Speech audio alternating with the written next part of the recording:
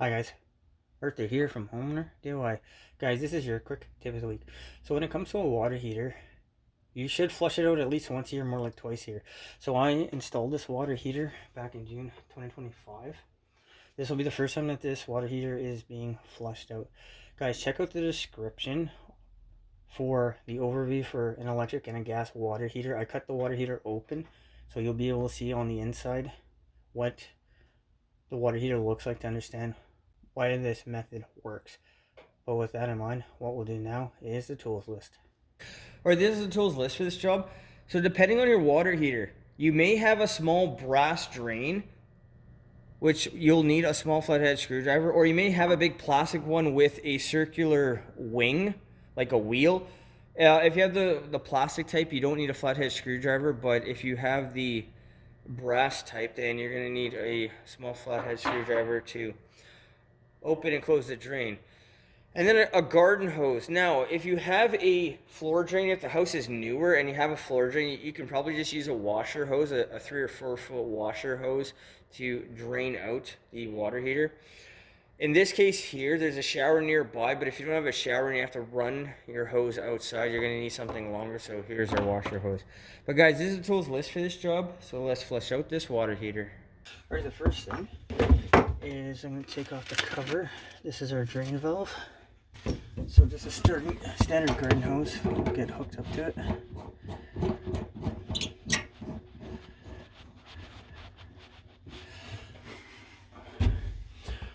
Okay, so this hose is dumping out into a shower.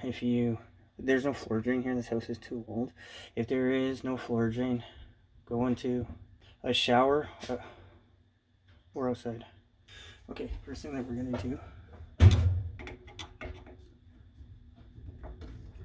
is open the drain. Okay, with the drain open, I'm gonna shut off the water. So there's the valve there. Now we need to bring air into the tank to get it to keep draining down. So this is the TMP here, the temperature and pressure relief. If you pull the wing out, it's going to move the spring back, allowing air to come in.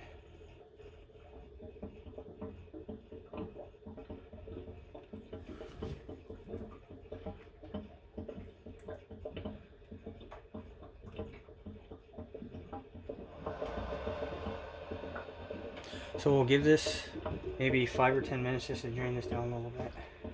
Okay, so what I'm going to do is I'm going to pump the valve on and off. What that is going to do is it's going to spray water into the bottom of the tank to kick up any sediment. So I'd say run it for 5 or 10 seconds, then shut it off for 5 or 10 seconds.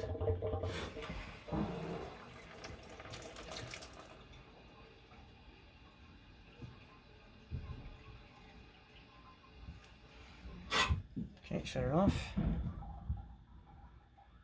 So any sediment in the bottom of the tank is now getting kicked up and it'll go down the drain.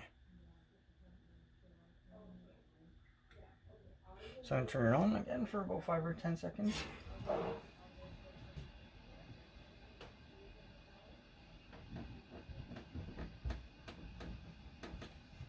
Shut it off.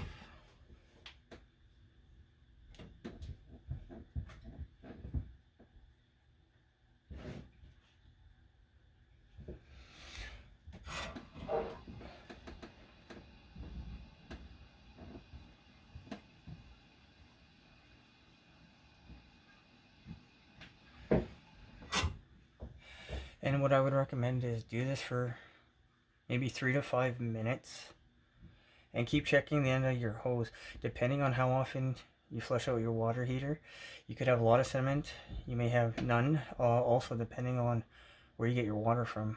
Well water may be different from mountain water that we have here.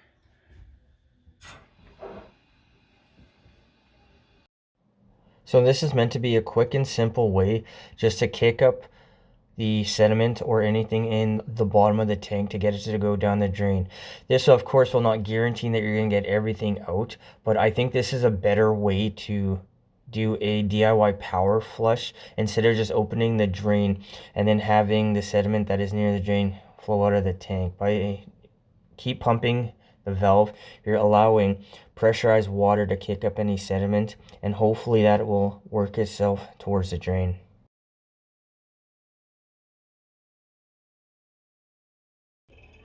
Okay, I close the TMP because there's water that's coming out. Because the TMP is lower, any water level above the TMP will be leaking out. This is not a big deal. But now I'll open it.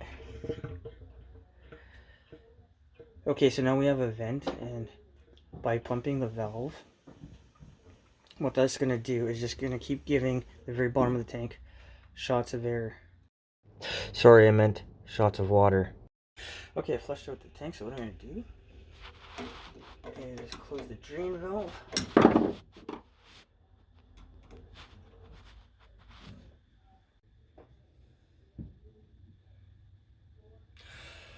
Okay, the hot water needs to be turned back on. Open it only a crack.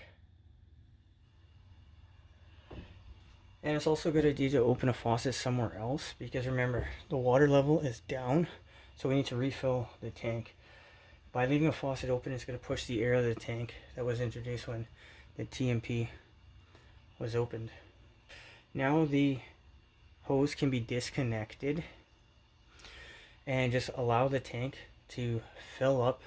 Once the flow of water is silent, that you don't hear it anymore, you hear it right now, that is when the valve here can be opened all the way, and that is it for flushing out a water heater. Okay, the tank is silent, so it's full. Now the valve can be opened the rest of the way, and that is it. That is how you're going to flush out your water heater. Flushing out your water heater and changing out the anode are the two best ways to maximize the life of your water heater. Guys, that's your quick tip of the week.